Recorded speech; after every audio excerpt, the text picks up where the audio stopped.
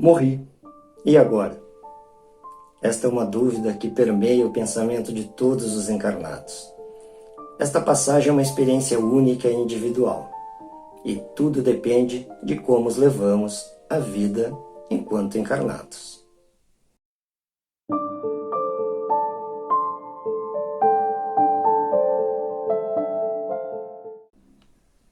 Olá, eu sou Maurício Ramos e é muito bom ter você aqui comigo no canal Espírita Orvalho de Luz.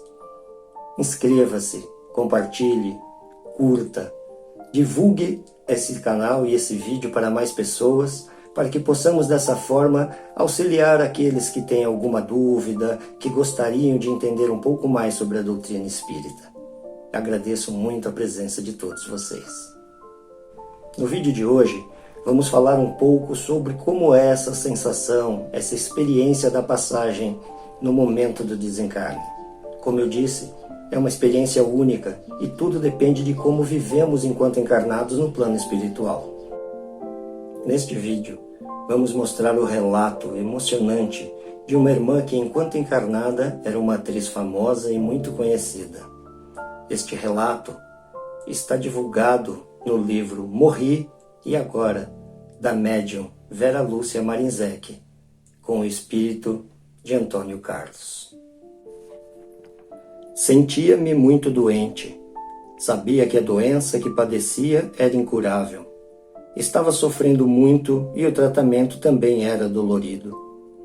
Pedi muitas vezes ao médico, que conhecia desde criança, para interromper o tratamento. Esses remédios me fazem mais mal do que bem, exclamei. Ele explicou por minutos que eu estava errada e que, embora doloroso, era o que a medicina oferecia. Meu querido doutor deve ter pensado melhor e ter feito o que eu queria. Só que não está mais me visitando, falei suspirando. Meu mordomo, secretário, nem sei mais o que ele era para mim, porque fazia de tudo em casa. Entrou na sala em que eu estava. Talvez pensando melhor, a definição que poderia lhe dar era de apaixonado amigo. Silencioso e triste, abriu a cortina de uma das janelas. Nada falou.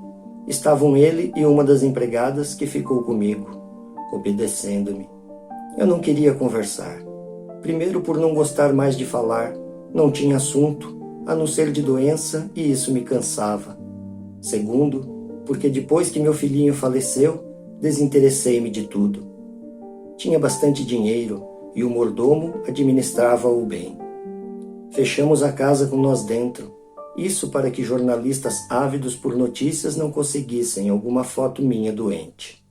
Já não parecia mais a jovem que fora, e ele, meu mordomo, não me dava motivos para recriminá-lo. Abriu a cortina da janela que dava para os fundos da casa. Como agora não gosto de jornalistas, expressei-me baixinho. Ele me olhou, ou talvez para a poltrona em que eu estava. Aproximou-se devagarinho e arrumou a manta que estava sobre a poltrona, cobrindo-me. Olhei-o agradecida. Sabia que ele me amava e foi somente por esse amor verdadeiro que ficou comigo. Era meu empregado há anos. Um dos meus namorados insinuou que ele era apaixonado por mim. Ri naquele momento. Depois da tragédia, fiquei doente e ele ficou ao meu lado. Compreendi que este homem me amava, mas era tarde demais. Pensei nos repórteres e jornalistas. Agora me escondia deles. Antes não fora assim. Gostava de ser fotografada, exibia-me diante das câmeras. Fazia de tudo para ser entrevistada e sair em jornais e revistas. Mas o tempo passou e eu mudei. Pense na sua vida e preste atenção nas mudanças que houve. Escutei alguém me falar, mas como não vi ninguém, achei que eram pensamentos meus. Às vezes, sentia que escutava meu filhinho, achava que era por sentir muito sua falta. Cochilei e acordei na minha enorme cama. Estou muito sozinha, nenhuma visita, falei resmungando. Proibir as visitas, e quando alguém vinha me ver, não as recebia. E ultimamente, até o médico da família não vinha mais. Nem meu irmão, ele se zangara por não querer ir para o hospital. Estava tendo o sossego que desejava, mas me sentia sozinha. Nos tempos de glória, Aparentemente fui feliz. Fama, sucesso e com isso dinheiro, fora os maridos, amantes e muitas badalações. Deu uma relação mais séria, nasceu meu filho. Amei-o muito. Com a separação, ele ficou comigo e nos tornamos grandes companheiros, unidos por uma relação maravilhosa que somente existe entre mãe e filho. Estava com ele sempre que possível, até recusei alguns trabalhos para ficar juntinho dele. Meu filho crescia forte, bonito e muito inteligente. Viajava a trabalho sempre. O mordomo e as empregadas ficavam com meu filhinho, que adoravelmente cativava a todos, sendo em casa um reizinho muito amado. Meu filho nunca saía sozinho. Levavam-no e buscavam-no na escola. Um dia em que eu estava viajando, tendo um dos professores do colégio falecido, as crianças foram dispensadas mais cedo, e ele voltou para casa de carona. O portão da frente de nossa casa era todo de grade com pontas. Meu filho, em vez de tocar a campainha, resolveu, sabe-se lá por quê, pulá-lo. Caiu e ficou ferido por uma ponta no pescoço. Pessoas que passavam pela rua viram, gritaram, meus empregados acudiram.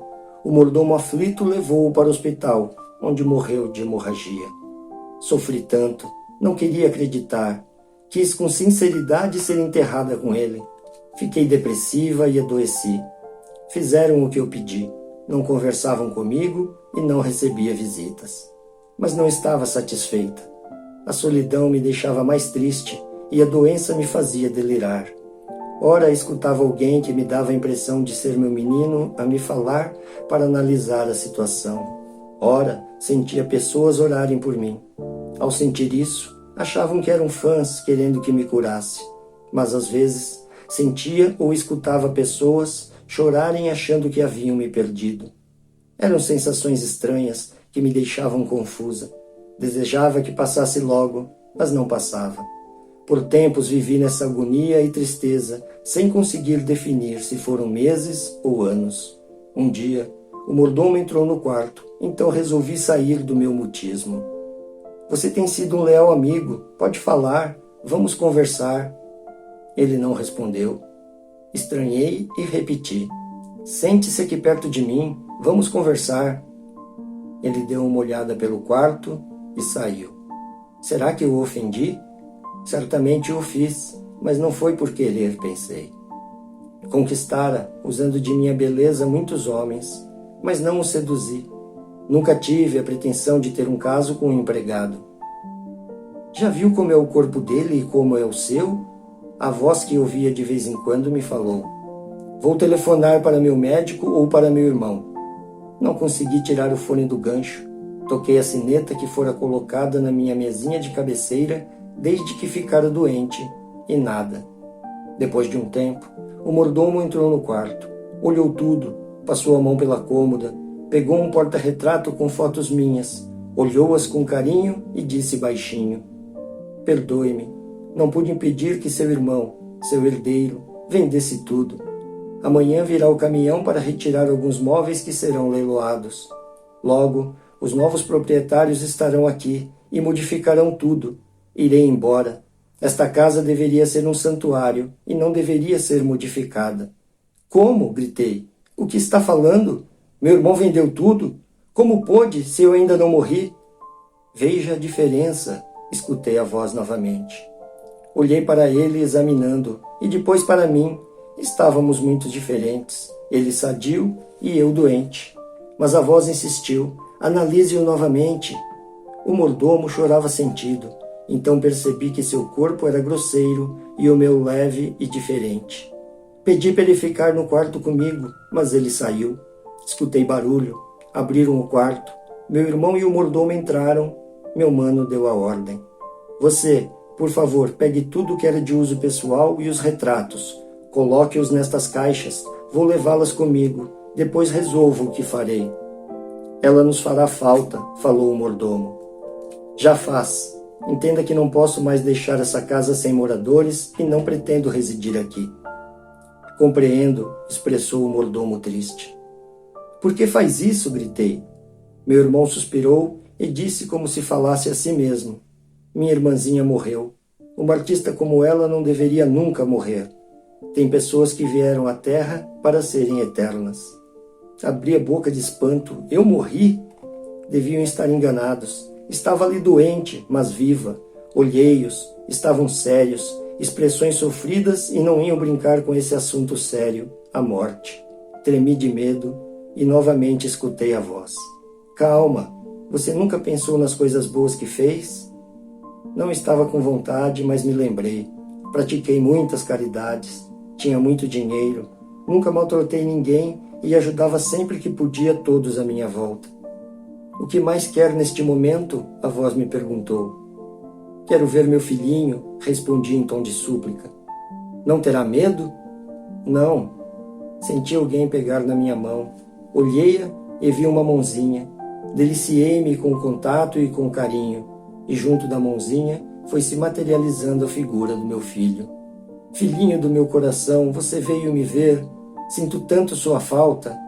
Mamãe, tive meu corpo físico morto e continuei vivo em espírito. Tenho-lhe pedido para observar nossos empregados, os 2 que ficaram nesta casa.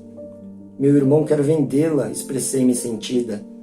Nisso, o mordomo voltou com as caixas, abriu a cômoda, foi pegando alguns objetos e colocando-os dentro.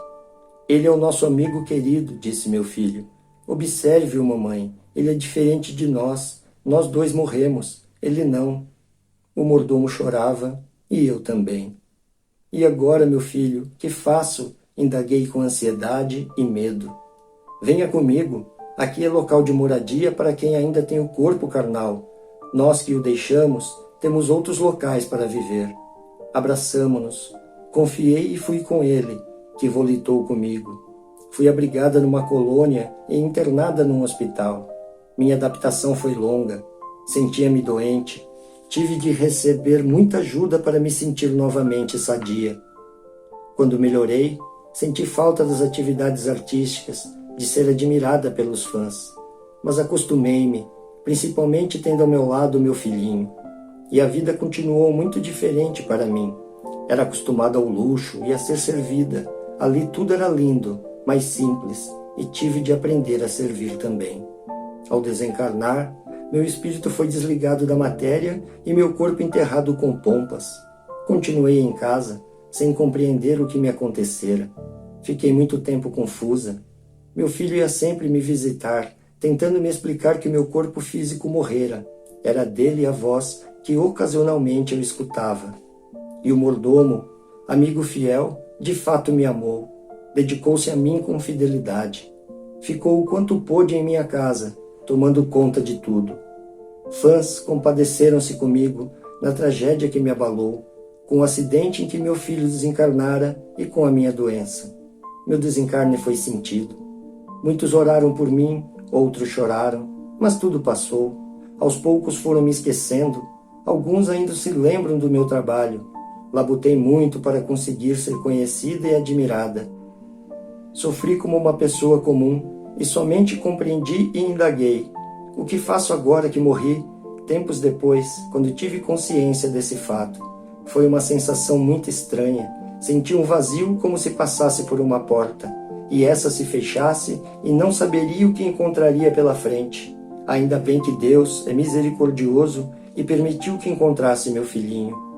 Tenho planos de aprender para ser útil aqui na espiritualidade. Desejo trabalhar auxiliando os que sofrem. Quero esquecer o passado, mas às vezes sou reconhecida aqui no plano espiritual. Você não foi artista? Sim, eu respondo. Depois de observada e de alguns comentários, retornamos às atividades. Sei que esses fatos serão cada vez mais raros, porque tudo muda, passa, e conosco permanece somente o que de fato somos. Nesse depoimento emocionante dessa irmã, que enquanto encarnada era uma artista famosa, com muitos admiradores, nós percebemos a importância de nos mantermos sempre ligados ao astral e, principalmente, de entendermos que a vida continua. Ela, apesar de ser famosa, conhecida, não tinha esse conhecimento e, por isso, permaneceu, após desencarnada, por meses, ainda em sua cama, no leito, se sentindo doente. E só depois, com o auxílio da espiritualidade maior, com a benevolência de nosso Pai, ela foi resgatada, encaminhada a uma colônia, a um hospital, onde pôde dar continuidade à vida, a verdadeira vida, a vida que vivemos na pátria espiritual. Meu muito obrigado a você que ficou até o final deste vídeo. Peço que curta, compartilhe e que principalmente inscreva-se em nosso canal, para que nós possamos continuar produzindo este tipo de conteúdo informativo, trazendo curiosidades, mostrando um pouco mais sobre a doutrina espírita, para que todos nós tenhamos um pouco de conhecimento o que nos aguarda após o plano terrestre. Meu muito obrigado, muita luz, muita paz, que assim seja.